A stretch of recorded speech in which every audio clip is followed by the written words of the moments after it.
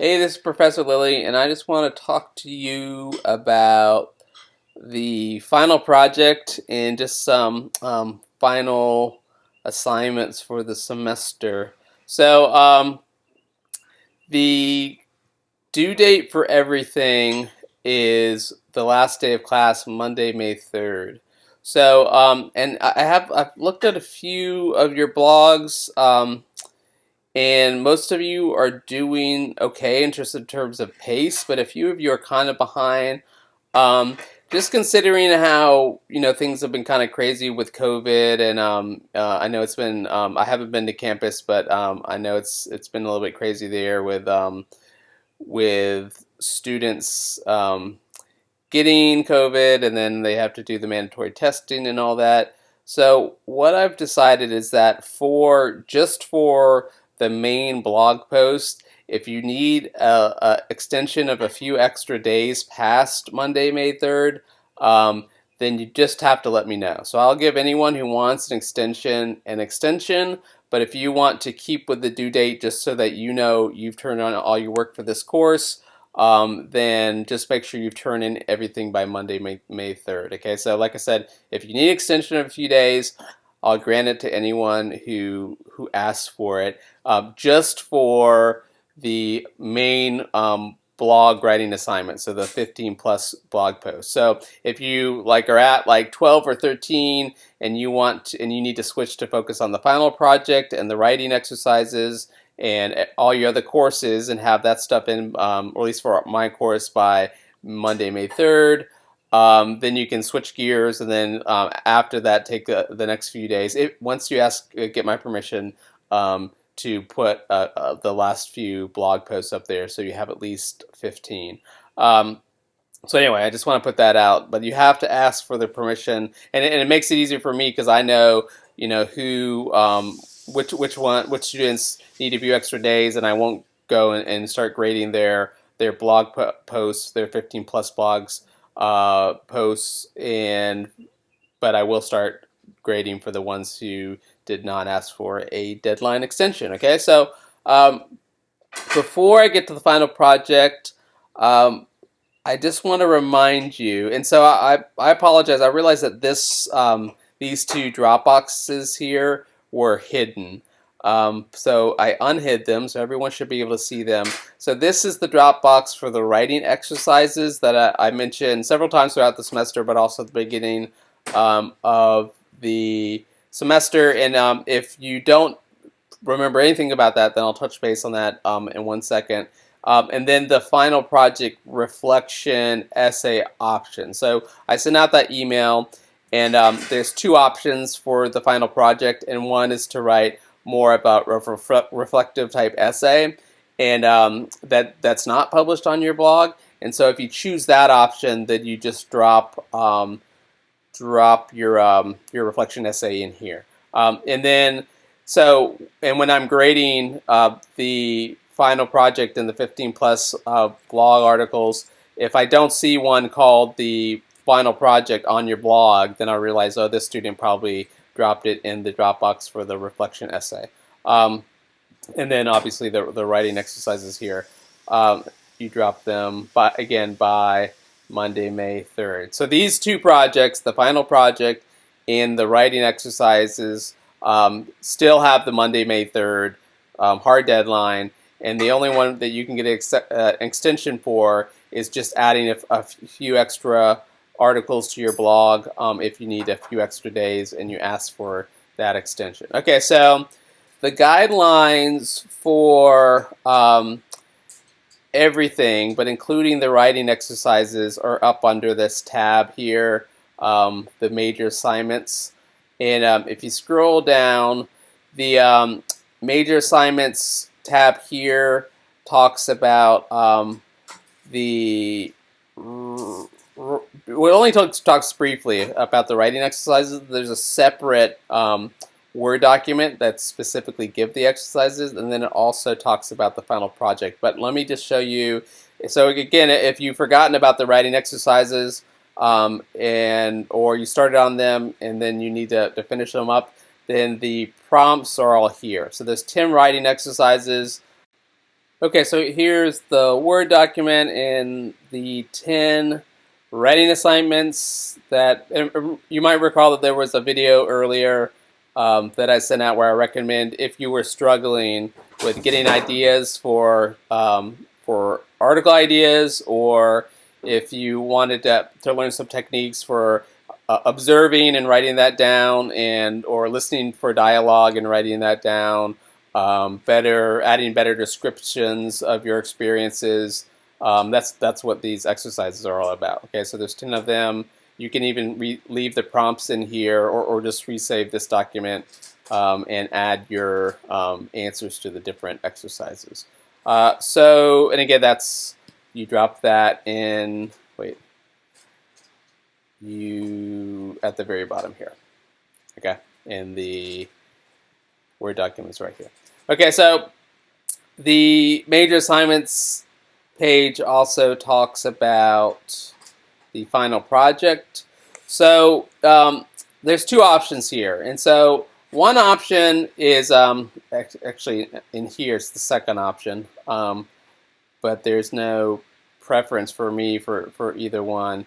But the one that typically most students have, I've done the final project ever since I've started teaching this course, and the option most students tend to choose is just basically write a more in-depth blog article on a topic that you feel like you can really write more about, and add more media, and just kind of put your best foot forward, really. So it has a couple examples of what students did last summer when I taught the course. Okay, one thing is the word final or final project needs to be in this blog post. And the reason is because the final project is a standalone grade, and it does not count as one of your 15 plus standard blog articles. Okay, so if you choose this option of writing a more extensive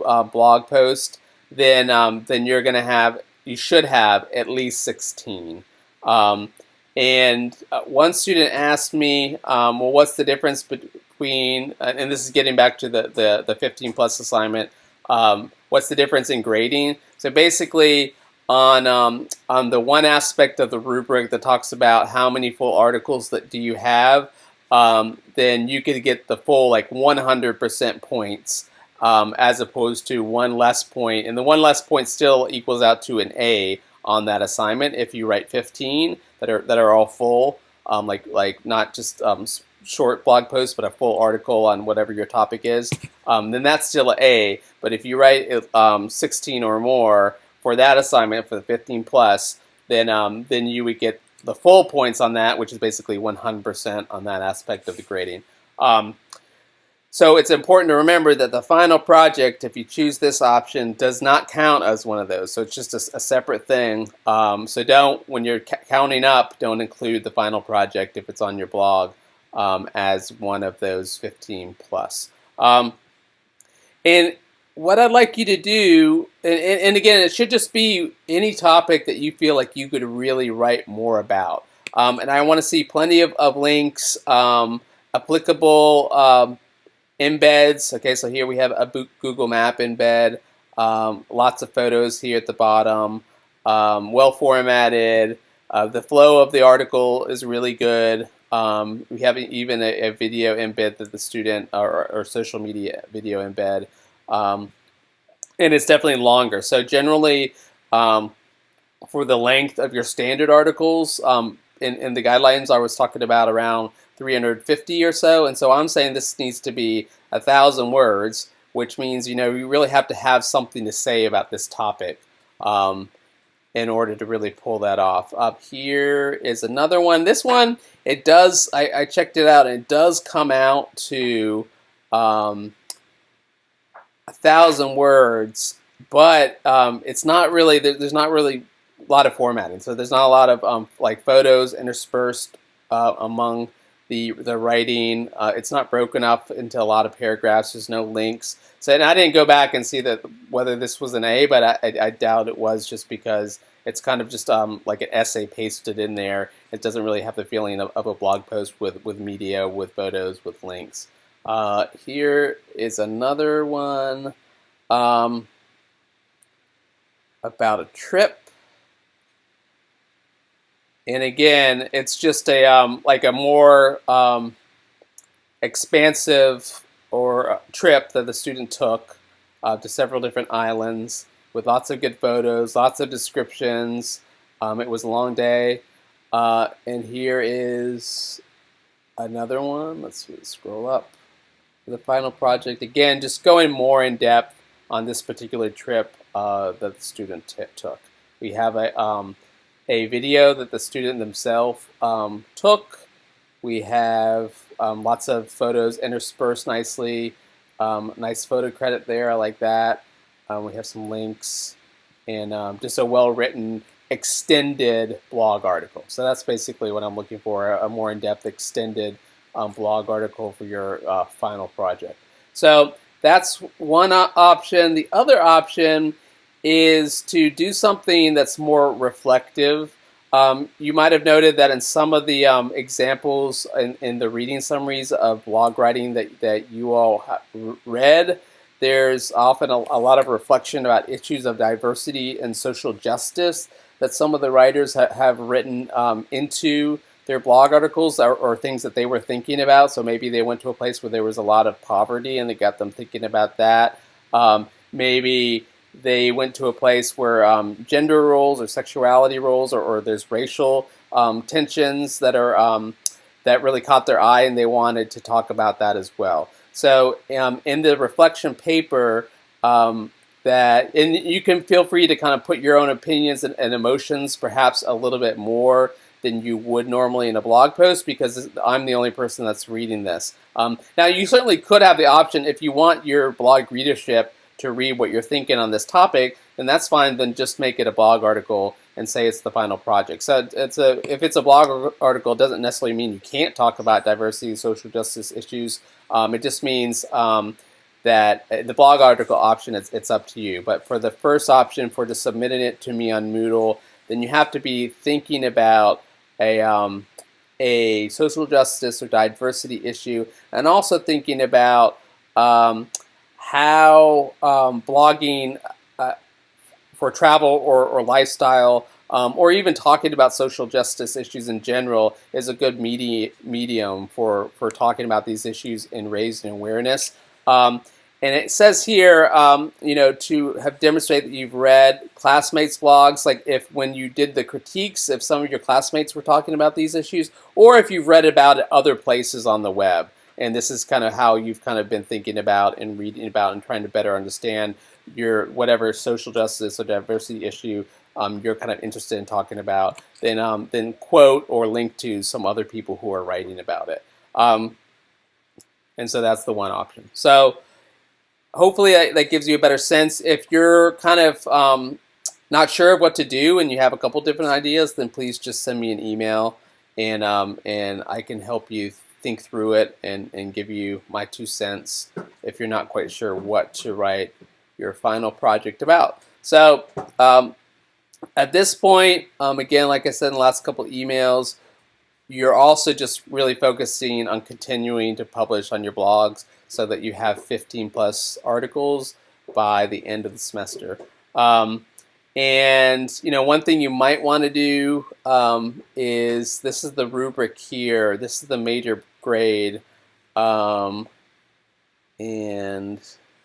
it's going to randomly choose a person. Obviously, I'm not going to grade Eric's right now. And it just talks about different areas that I'm going to be looking at. So and this needs to be changed. It's 15 posts. But the writing quality and grammar, this isn't an AP style course. So if you have a couple of AP style errors that aren't glaring, then that's not going to be a big deal. But if I can tell you're not editing your posts before you publish them, then you would be deducted some points for that. Just making sure you're continuing, the the classic elements of good blogging, which are having nice photos up there, links to resources for readers based on whatever the topic is, decent formatting. Uh, I'm looking for a little bit of diversity in topics. Now, a few of you have in your at the very beginning of the semester said, well, this is what I want to talk about. Some of you said I'm going to just focusing on hiking. I know Jeffrey is focusing on different Major League Baseball parks that he's visited.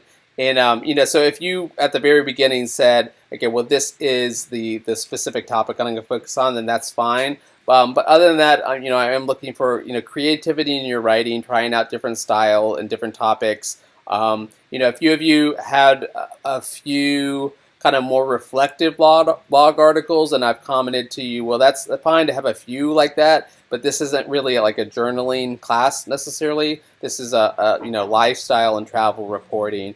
And in any one of your articles, even if it is more reflective about something going on in your life, should have some advice for other people going through that, or some kind of attempt to make it more of public lifestyle and travel writing, as opposed to just journaling, public journaling that other people can just read your random thoughts. So that's not what we're doing.